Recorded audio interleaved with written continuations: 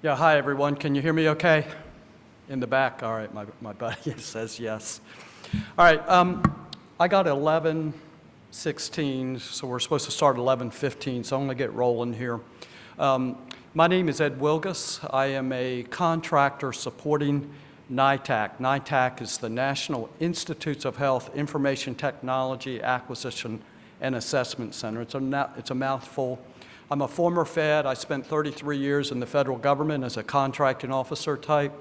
I was actually the deputy director of NITAAC when I retired about 7 years ago. I also worked at the National Geospatial Intelligence Agency, NGA, as a contracting officer. You were supposed to have Ricky Clark today. Ricky Clark is the current deputy director. Unfortunately, he had a family emergency and had to leave town yesterday, so I'm pinch hitting for him. So you'll have to bear with me, but I appreciate everybody being here. I will take questions at the end, but if you have questions as we go, please feel free to ask. It's a small group, so we have time. So our agenda today is I'm going to talk about our federal cybersecurity landscape. I'm going to talk about how to acquire cybersecurity solutions with NITAAC. I'm going to talk about the NITAAC program overview, and then I'm also going to talk about the 3 contracts that we administer. So I mentioned that we're part of the National Institutes of Health, so why are we here at an Army conference? We've been authorized by the Office of Management and Budget, OMB, to issue government-wide acquisition contracts known as GWACs for use by every federal agency in the government, including Army, Navy, Air Force, NGA, where I used to work. We manage 3 GWACs that you'll see at the bottom of the screen. The blue one is our CIOSP3, what I call the unrestricted. These GWACs are for IT services and solutions, IT services and commodities as incidental or ancillary. The orange one in the middle at the bottom is our CIOSP3 small business contract. It's also an indefinite delivery, indefinite quantity contract for small businesses, and I'll talk more about that as we go. The green one at the bottom is our CIOCS, commodities and solutions, primarily for commodities, with services as incidental or ancillary. All right, so a little bit about NITAAC. Prior to NITAAC was created in 1996. Prior to 96, the government IT procurements were managed by the Brooks Act of 1965. And under the Brooks Act of 1965, almost all IT procurements went through GSA. If you wanted to go other than GSA, you had to get a DPA, a Delegation and Procurement Authority, from GSA in order to do your own IT procurements. In 96, the Clinger-Cohen Act did several things. It created CIOs at every federal agency. It also, in the mid-90s, it was during the Clinton and Gore administration, we also had the Federal Acquisition Streamline Act and the Federal Acquisition Reform Act. Under those, there were 3 agencies that were allowed to create GWACs: GSA, NASA with their SUIT program, and NIH with NITAAC. So we are housed at NIH, but we get our authority from OMB to issue these GWACs to streamline the IT acquisition process. As we go around the timeline, in 2012, CIOSP3 was awarded. It was a 10-year contract that has since been extended. It would have expired in 2022. It's since been extended. In 2015, our CIOCS, in May of 2015, our CIOCS contract was awarded. It is also a 10-year contract. In 2018, all of our contracts were designated as best in class. So if you're not familiar with best in class is a term that defines how the government manages its IT dollars. So NITAAC's mission is twofold. One is to help every federal agency streamline the IT acquisition process, and 2 is to better leverage the federal IT dollar. There's roughly about $90 billion in federal IT unclassified spend on any given fiscal year. That's a lot of money. So what the government has done with the three agencies that manage the GWACs is we've tried to push all of our IT dollars under these 1, 2, or 3 agencies. As an analogy, it'd be like me going out and buying 100 cars, 100 automobiles. I'm probably going to get better pricing if I buy through 1, 2, or 3 dealerships than if I buy through 100 different ones. So we were created, and now we are best in class. It's a way to manage your spend under management. I read in a magazine that in FY19, I think it was 7% of all procurement dollars for agencies had to go through best-in-class vehicles, and that's going to be ratcheted up to about 35%, so it's here to stay. All right, so cybersecurity, I'm a contracting officer by background. I'm not an IT specialist, but we all know about IT problems. We get hacked all the time. Every day my personal email gets emails from people that want me to click on things. I don't do that, and if I did it once and I learned a valuable lesson. You'll see at the top, the government and military gets hacked 1,136 times per week, and this is based on 2021 data. That's a lot. That's approximately once every 2 minutes. Now, on some level, that doesn't surprise me at all. On some level, it's astonishing to me. So cybersecurity, cyber attacks, we all know they're here to stay. People are doing it all the time, foreign governments, bad guys out there who are after our money. So we certainly need to be aware of it. President Biden has recently signed Executive Order 14028, which is going to put an emphasis on cybersecurity, improving the nation's cybersecurity, and to remove barriers to threat information. The 2023 budget, which is now, 10 months old, had an increase. I just read online recently that the FY24 budget has an $11 billion increase for civilian agencies and a $13 billion increase for DoD agencies. So a $24 billion increase in cybersecurity funding. And those services and products will be delivered, and according to the article, will be delivered by fiscal year 25. So we got FY24 money with delivery of the services and products in FY25. So it's hot. It's important, it's hot, and President Biden knows it as well. All right, so cybersecurity, I mentioned we have 3 GWACs, CIOSP3, the blue one, CIOSP3, small business, the gold one, and CIOCS, the green one for commodities. You can get cybersecurity, you can get cloud, you can get artificial intelligence under any of the 3 GWACs. All right, I have a video here if I do this right. To an array of best-in-class cybersecurity services and solutions through our CIOSP3 and CIOSP3 small business government-wide acquisition contracts. These GWACs have specific task areas where you can fulfill the need for cybersecurity solutions. The task areas include Task Area 1, IT Services for Biomedical Research, Health Sciences, and Healthcare.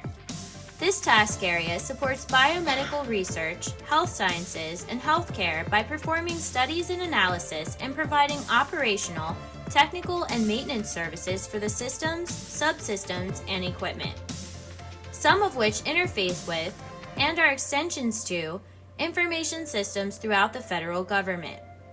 An example of work to be performed under this task area is securing healthcare and biomedical research systems in accordance with HIPAA and other regulations. Task Area 3, Imaging.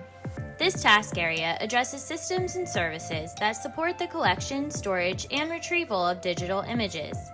Digital images can include scanned documents, medical images, geographical information systems, video, and photographs.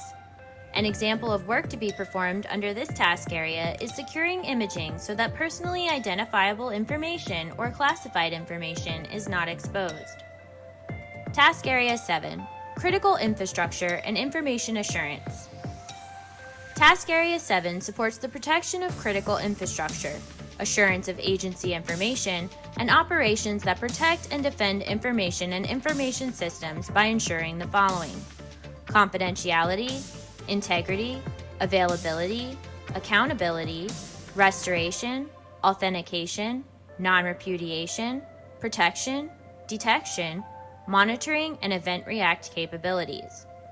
This is the most robust category for cyber services. Examples of tasks that can be performed are cybersecurity, critical infrastructure asset identification and configuration management databases, information assurance of critical infrastructure, risk management, vulnerability assessment and threat identification, facility protection planning, information system security, security operations center development and operations management, application security, disaster recovery, critical infrastructure continuity and contingency planning, incident response planning and execution, security certification and accreditation, training and awareness programs, exercise and simulation, Federal Information Security Management Act FISMA implementation support, cryptographic support and services, records management, trusted internet connection implementation, security review and analysis of automated information systems,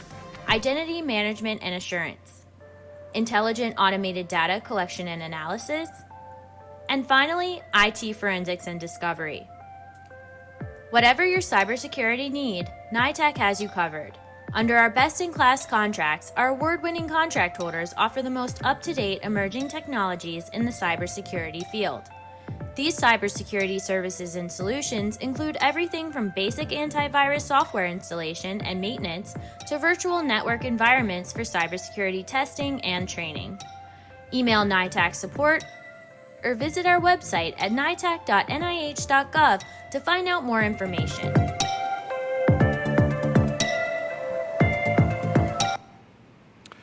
All right, that was Nikki, our colleague. By the way, we're located in Rockville, Maryland. A lot of us are teleworking these days, but Rockville is right outside the DC area. So under our statement of work of our CIO SP3, Nikki highlighted some of it. We have 10 task areas.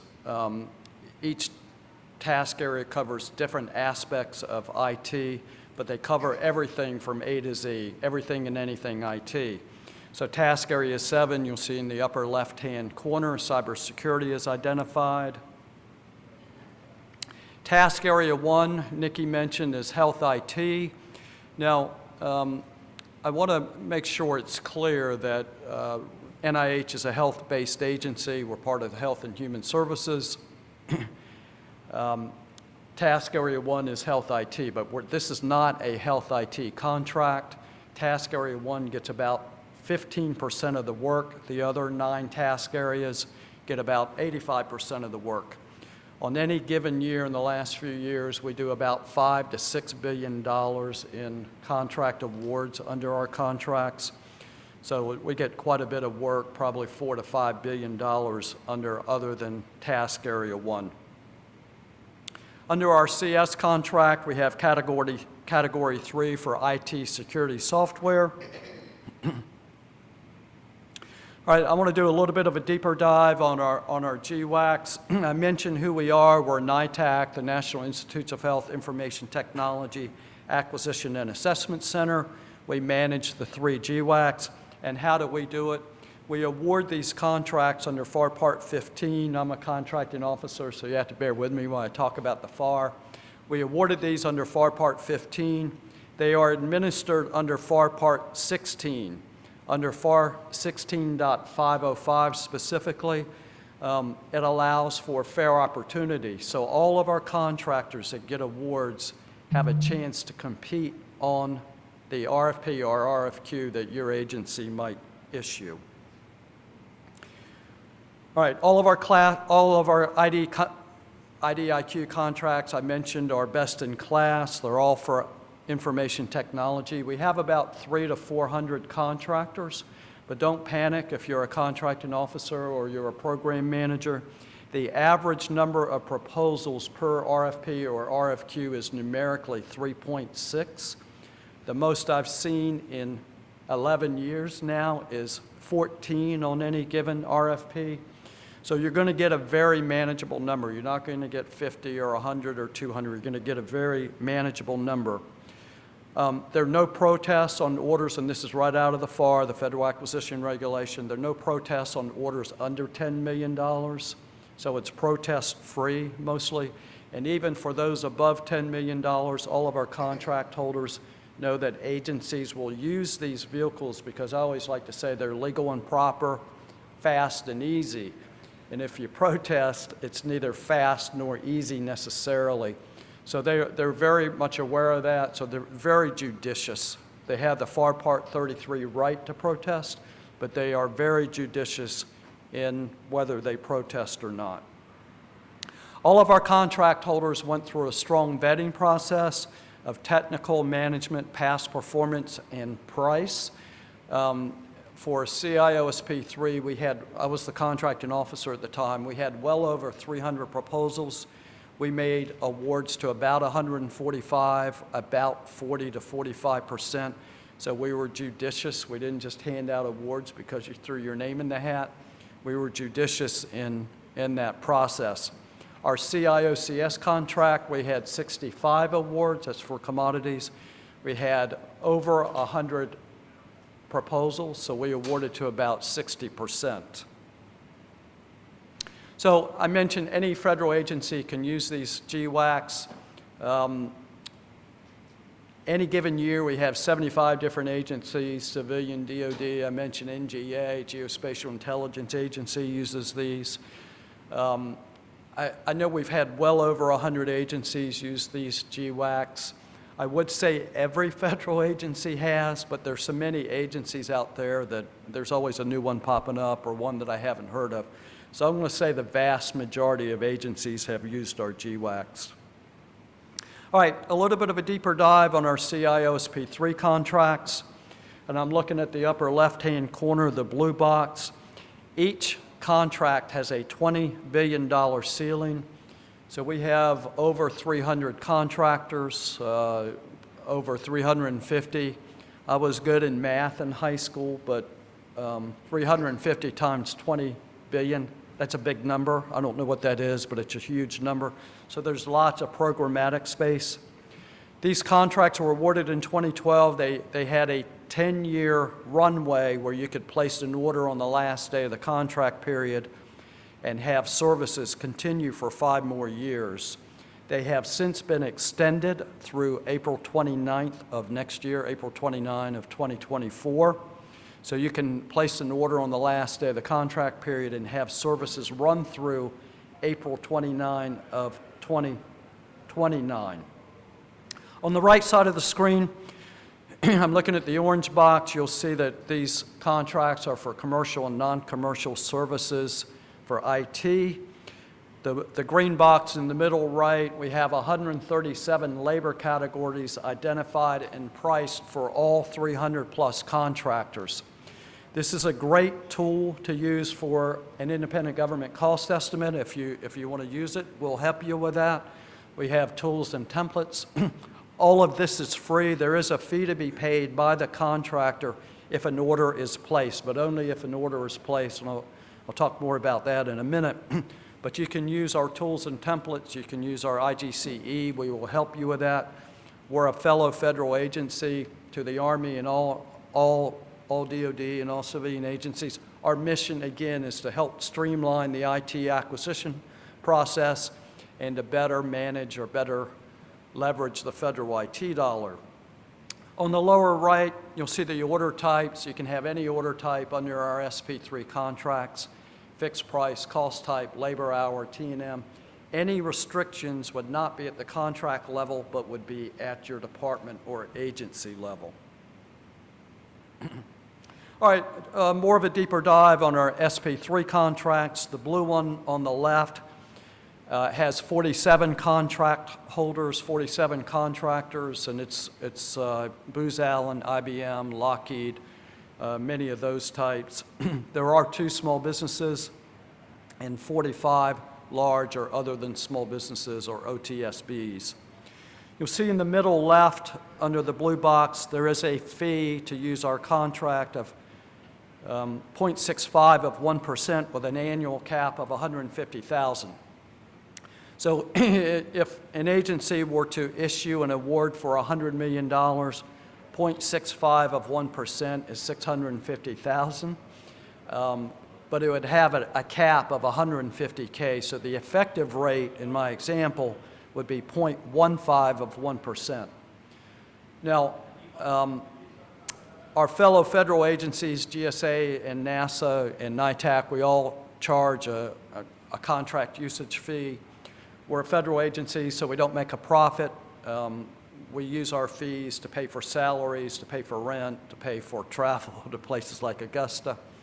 So when we can, we lower our fees. We've lowered our fees twice in the last 11, 12 years. We're looking to lower the fees in FY25 again. GSA schedules, for example, as a comparison, they have what they call the industrial funding fee. Their fee is 0.75 of 1%, just as a comparison. On the right side of the screen, the orange box, we'll see that we have 338 contractors. Of those 338 on the small business contract, 40 of them are large or other than small businesses. And the reason we have them is there were 90 plus original awardees at the 5-year mark. It's a FAR requirement that they all had to recertify their size status. 40 of those recertified as OTSBs. We allow them to keep the contract in case an agency contracting officer wants the incumbent to compete on their order, they're allowed to. So if I wanted to get to the incumbent, I have 3 questions to ask as the agency ordering task order contracting officer. 1, which contract would I use? I would choose the small business contract. The second question would be, which set-aside category, and I'll talk more about that on the next slide. Which set-aside category do I want to use? Well, let's just say I choose the small business category. My third question would be, do I want to include or exclude the 40 OTSBs? That would be your call as the ordering contracting officer. NITAAC has no preference. You'll see in the middle of the screen, there is a fee to use this contract. It's a little bit lower than the unrestricted contract to encourage small business participation. It's 0.55 of 1%. Under the large business contract, I'll call it, all the contractors had to be eligible in all 10 task areas. Under the small business contract, they could be eligible in less than 10, and we did that to encourage small business participation. On this slide, you'll see that as an agency, you can do set-asides for any of the 5 categories at the bottom of the screen. Small business, hub zone, which are historically underutilized business zones, economically depressed areas as determined by the SBA. You can also do set-asides for SDVOSBs, which are service-disabled veteran-owned small businesses. You can do set-asides for 8As, and you can do set-asides for WOSBs, or woman-owned small businesses. And the agency that funds the procurement gets the small business credits. Small business specialists love these contracts because they meet the mission, the IT requirements meet the mission of the agency, and they get the small business credits. All right, replacing CIOSP3, I mentioned it's been extended to April 29 of next year. We have CIOSP4. We're real original with names, SP3, SP4. SP4 is currently in evaluation. You may have heard of it. It is ongoing. We anticipate the announcement of the apparent awardee sometime late in this calendar year, with an award early in calendar year 2024. You'll see at the bottom of the screen, the new SP4 contracts will have a $50 billion ceiling. And it also has labor categories identified. It will have over 250 labor categories that will be priced out by all the contractors. By the way, under SP3, it is a contractual requirement that all contractors have a publicly facing web page. And these labor categories have ceiling rates. So the publicly facing webpage would have all 137 labor categories with all of my pricing identified. So if I'm competing against another company, I'm going to see what their pricing is, they're going to see what my pricing is. We actually see a deeper dive of about 10 to 15% at the task order level. Now, the ceiling rates have all been determined to be fair and reasonable. In 2012, I actually made that call with help from our pricing people. So all the rates are fair and reasonable. Again, it's great for IGCEs. I talked about the CIO-SP3 extension. All right, our CIO-CS contract was awarded in May of 2015. I'm looking at the upper left-hand side, the green box. Each of the 65 contractors also has a $20 billion ceiling. These contracts had a 5-year base with a 5-year option. All the options were exercised in May of 2020, so they will expire in May of 2025. You can have services as incidental or ancillary, so you can have task orders or delivery orders run through May of 2030. On the right side of the screen, the order types are limited.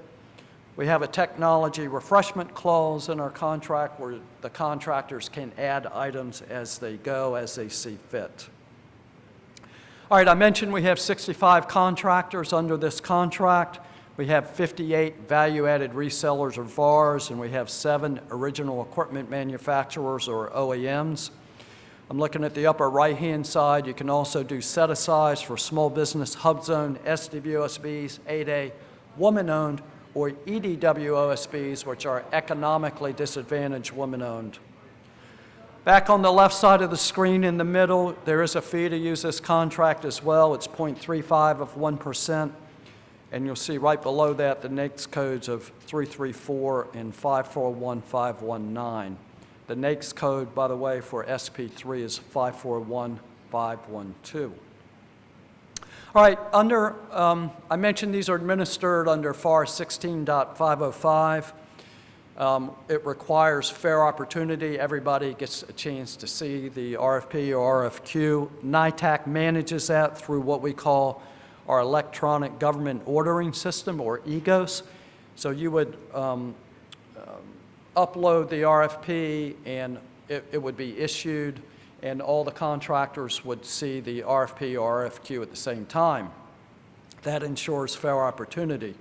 Now, you don't have to synopsize, you don't have to issue the RFP for 30 days. You set the timing. You can have it a minimum of 1 day. Most people do 10 days to 2 weeks. There are 5 exceptions to fair opportunity, and this is right in the FAR. The 3 most commonly used are sole source, urgent and compelling, and logical follow-on. So if I wanted to do a sole source to Company A, and Company A has a GWAC, which is better? Do I do it under FAR Part 6, a J&A, or what we call a JFO, a justification for an exception to fair opportunity, under FAR 16.5? Well, from my experience as a contracting officer, the narrative justification under FAR Part 6 is about 10 to 15 pages with pretty high-level signature approvals. The narrative justification for the JFO is about 6 to 10 pages. It's shorter because the parent contract was already completed. There are signature approval levels required, and this is right in the FAR, but they aren't as high up the chain of command as under FAR Part 6. So if I wanted to do a sole source to, let's just say, IBM, it's better off for me as a contracting officer and as a program official to do it under the GWACs than it would be as open market under FAR Part 6. Not a lot of contracting officers know that. Yes, sir? Do you have a preferred timeline as to how far out you suggest everything is submitted? And then is there a timeline that's, I guess, average timeline in which you all respond? All right, great question. So you're asking about the timeline, and I'm going to answer that in 2 parts. The average time for an award under SP3 is about 35 days. So we tell people it'll take you about 30 to 45 days. My experience with a FAR Part 15 requirement is 4 to 6 months. So it takes it from 6 months down to about 1 month. Under our CS contract, it's about 2 weeks, the timing. And that's, when I say the timing, 30 to 45 days, that's after the contracting officer has the statement of work, the RFP, the independent government cost estimate, and the funding all together. The process for extensions as a sole source of what I just talked about, that's also processed in I'm going to say 2 to 4 weeks. It really depends on your agency. You can extend those. If I have an existing order and I want to extend, in my example, IBM, I can extend it for as long as I wish. It becomes a reasonable man or reasonable woman or reasonable person theory behind, what my agency will allow. Logical follow-ons are usually 1 to 2 years. Did I answer you, sir? That was perfect. Okay, thank you. Thank you for the question. I appreciate it.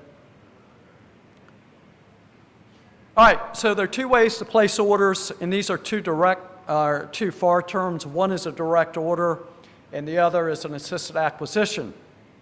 The direct order is where the ordering agency contracting officer places the order, similar to the way I did as a contracting officer placing an order against a GSA schedule. The other way is to do an assisted acquisition where NITAAC, or any other agency for that matter, places the order on behalf of your agency. We have over 100 people in NITAAC. We have about a dozen to a dozen and a half contracting officers and contract specialists working on our assisted acquisition team. You can see on the right side of the screen, we would do market research and acquisition planning. We would issue the solicitation. We would negotiate if necessary, make the award, and we would administer the task order for the life of the task order up to and including closeout. And we do have an additional fee for these services. It's 2% on top of the contract usage fee. We get swamped with requests for assisted acquisitions by many federal agencies, civilian, both civilian and DoD. All right, if you're a contractor, how do you do business with NITAAC? Well, hopefully you have a contract.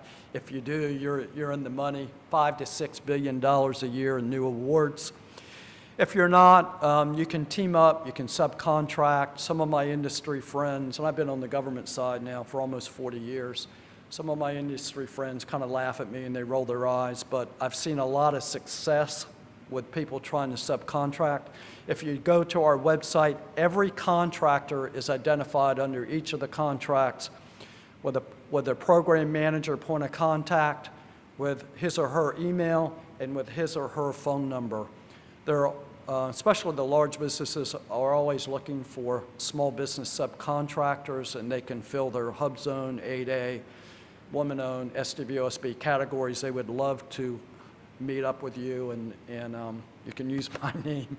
Tell them Ed Wilgus told you to reach out to him.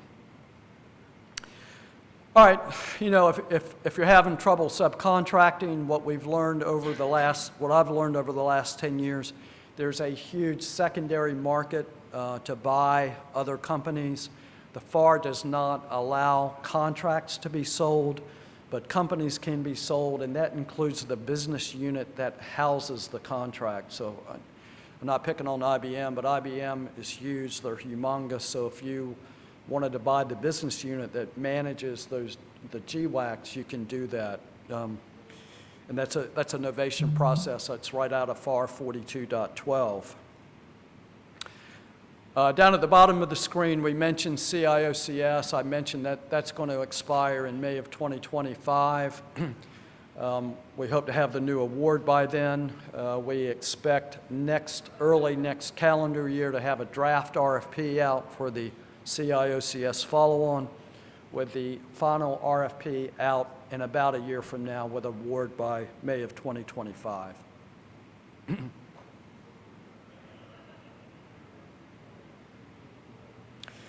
All right, this slide shows, for those of you who are interested, you can always reach out to your small business office. Small businesses are out there to help all of us, small or large, and large businesses, they'll hook you up with other small businesses. At the bottom of the screen, Annette Owen Scarborough, that's her, she's a NIH small business specialist. She's a friend of mine. If you want to email her, tell her I sent you to her. But I would always encourage you to start with your agency small business specialist if you're trying to target a given agency. All right, so what separates NITAAC from other similar type agencies? We believe our customer support does. We have a help desk in Rockville, Maryland, where we have people that answer the phone every government workday in the DC area from 8 to 6 with extended hours in September. They will answer all your questions. If it's a detailed procurement question, they will refer it to a former contracting officer like myself or to one of our current contracting officers. If it's an IT question, we have a team of IT experts in our office. They have a library of tools and templates. We will get back to you hopefully within 1 hour. That's our goal. And we have a very effective rate. We get a lot of compliments on our help desk from both federal and industry. We also, the green box towards the bottom, I mentioned we have a technical team in our office in Rockville, Maryland. They will review your statement of work. They will provide feedback. They won't tell you what to do because it's your agency, but they will advise. And we also do free training sessions where your agency staff can get 2 CLPs towards their continuous learning points of any 80 over 2 years. All right, that's it for me. At the bottom of this screen, you'll see our website. You'll see our telephone number. You're welcome to call and test us. You also see our email address at the bottom. You're welcome to email and test us. I've got 11:53. I'm here till 12:15. I would be pleased to answer any and all questions about NITAAC, about the FAR, about the federal government procurement process. I grew up in Delaware. I have a house in Delaware not far from Joe Biden's summer house, so I can talk to you about Delaware. I like baseball. Any questions?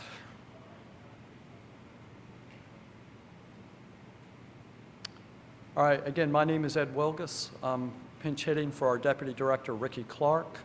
I appreciate everybody's time and attention. Thank you for having us at the conference, and we'll see you around.